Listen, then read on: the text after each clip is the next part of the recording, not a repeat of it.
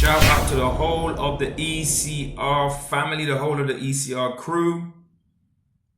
Mr. Lacey Vibes, Brother Ranks, Debbie Boo, Susie Q, too many to mention, Sister A, Rise Up.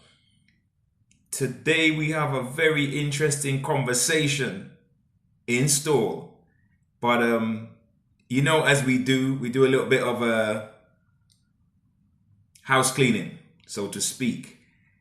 And so, yeah, we just setting things up. This is the Breaking Boundaries show, the talk show where we explore and look at things, phenomena from the world of current affairs, popular culture, behavior, psychology, and relationship dynamics. Disclaimer. Topics addressed in today's program may deal with sensitive issues. For example, struggles with mental health, structural racism, sexual behavior, or politically polarizing themes. Listener discretion is advised. The views and opinions expressed in this program are those of the speakers, commentators, experts, guests, or host. They do not explicitly or necessarily reflect the channel's policy or founding principles. ECR cannot be held accountable for all or any views expressed. Breaking Boundaries Talk Show with your host, Hugh Mayers. Sometimes controversial, often provocative, but always informative. You can call in to ask a question or share your opinion on 0782-611-5543. Yes, indeed. And we do have the ECR chat. If you'd rather not call in later on when the phone line is open, you are always welcome to make a comment in the chat. And I will try my best. I'll do my utmost to check the chat periodically and to give attention to your chat, your comments, should I say. But yeah, great you could join us today. If you could, as you know, I always do my little piece of unabashed self-promotion, but we got to push the message, we got to push the information. And so if you can just make sure you join that Facebook group or send the Facebook link to a friend, or you can join us on IG, TikTok is doing things, YouTube channel there to join, or X, you can get me on X, and that is Hugh Mayers, which is at Hugh Mayers, which is HUGHMAYERS.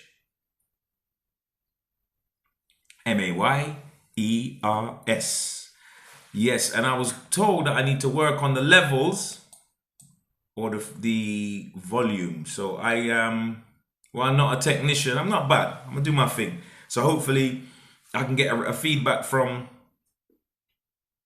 ECR family in a WhatsApp just to let me know if the levels is leveling up. They can hit me with a little brown thumb or even a yellow one. I'm not prejudiced, but yeah, just let me know if the levels is coming through loud and clear.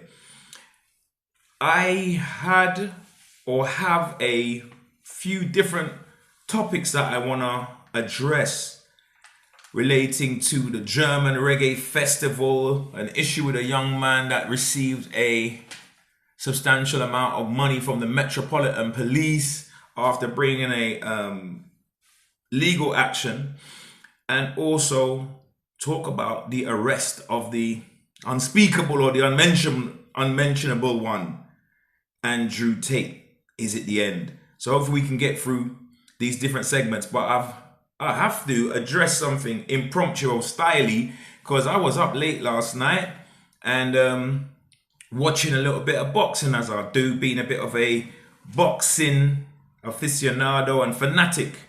And I saw Anthony Joshua fight what we would call, not a journeyman, but what they call in boxing circles, a tomato can. It's a euphemism to mean this guy ain't really got, much chance in the game, or this guy's not really known for his athletic prowess or competency, right? But the guy did have 20 wins with 20 knockouts, and at the heavyweight division, that's always going to be dangerous. This is within mind, when I say dangerous, the fact that Anthony Joshua and Tyson Fury, the other top British heavyweight, and world-class heavyweight have had a rivalry for over 10 years, threatening to fight each other, but it's never quite happened. And they are so close. Signatures are on the paper, at least AJ signed.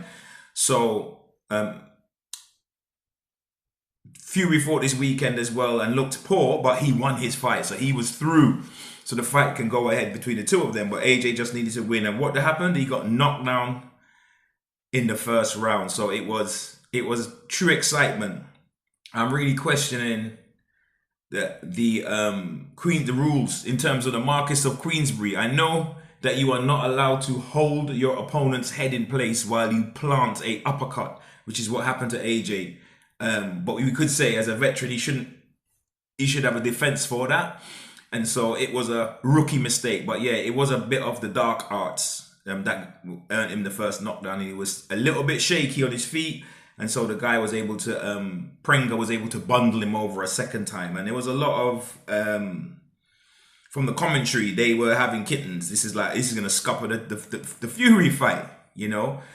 And AJ seemed to make it through to the end of the round, go back to his corner. And I think they told him what he needed to be told, like to get your act together, get your head in the game and start pumping that jab. And it will all come together off that jab. And the commentators expected Prenga to jump all over AJ, and they were mystified at why he didn't and thought it was a bit of inexperience. I think he himself tasted a little bit of AJ's power, even if it was just a jab, and it made him a little bit thoughtful about rushing in to land his own bombs. And then it gave AJ a minute or two to set up a nice left right combination and got the guy out, got his man out of there. So Olafemio, he goes on to bigger and better things. And I've been watching that young man's career from the Olympics, and he has really done big things in the game and earned a shed load of money. And I think, there was a time when I think he would have steamrolled Tyson Fury, but after the car accident, losing friends, the physical injuries, the 13 years as a professional, the wear and tear on the body, I actually think he's probably at the twilight, if not shot. He's, really much left in the tank. And so as an AJ fan, I would have to still make Tyson Fury who didn't exactly look like Apollo Creed or a picture of aka Muhammad Ali, aka Cassius Clay, but Tyson Fury still might have maybe one or two more tools in his tool bag to pull that victory off. So I'd make him the favorite. Not by far, but I'd have to make him the slight favourite. And people are saying AJ should quit. He's shot to pieces. Look, man, he could well be shot to pieces. I must concede. Shout out to Hatman Strikes, boxing analysis. You may have a point, Hatman. AJ could well be shot to pieces, but the mountain of gold that is ahead of him, I won't be surprised why he would want to pursue that. And also, maybe it's staying in the game is his way of dealing with the bereavement and the loss of his brothers. So, yeah, who knows, as Chronics would say. But, yeah, there was another big boxing match as well last night. Errol Spence, Errol the Truth Spence. Yeah, it was a lie, man. I haven't seen the post-fight press conference, so I don't know. Let me know if he has formally retired, called it a day. Let me know if you know. But if he hasn't, somebody better talk to that brother, because he has been an exceptional champion over the years. Watched many of his fights and his highlight reels. Basically phenomenal in his day. But like all good things must come to an end. He is no longer in his day, and he was outpointed by Tszyu. I thought the warning signs from the training camp. We read everything. Boxing, boxing fans, they analyze everything and read between the lines related to everything, right? And for me, what stood out was the fact that big up Mr. Ranks, he has officially retired. Yeah, I'm glad for that still. I'm glad for that, because this warning sign for me is this man used to fight at 147 pounds. He's been off for 3 years, and so he's going to fight in the next weight class up, which is 154, light middleweight.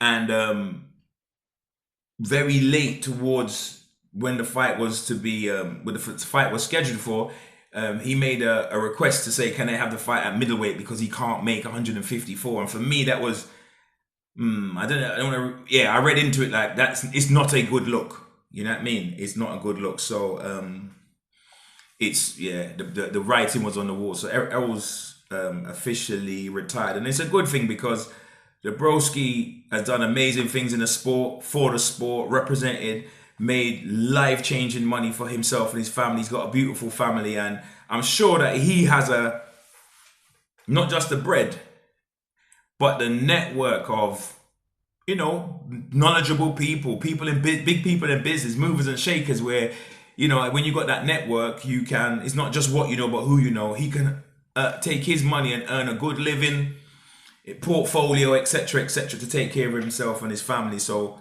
as Errol Spence, or Errol the Truth Spence, sails off into the sunset, yeah, wish broski a happy future. Yeah, we love that, because health is wealth. And for not all of the tea in China, or not for a pot of gold, you know, when it comes to your health, it didn't look good. It didn't look good. He was being knocked around like a bit of a rag doll. So yeah, we didn't like to see that. But big respect. And you know, sometimes we have to remember or emphasize this when we talk about boxing, because sometimes the commentators and the pundits, and having boxed myself at amateur level, one thing we have to always remember is that these guys literally put their life on the line for people's entertainment, right?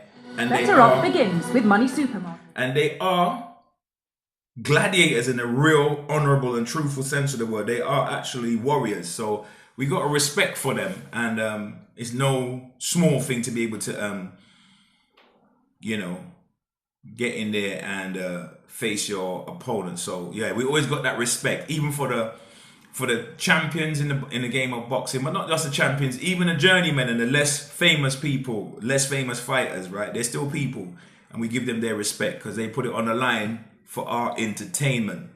So we're gonna see you after the break.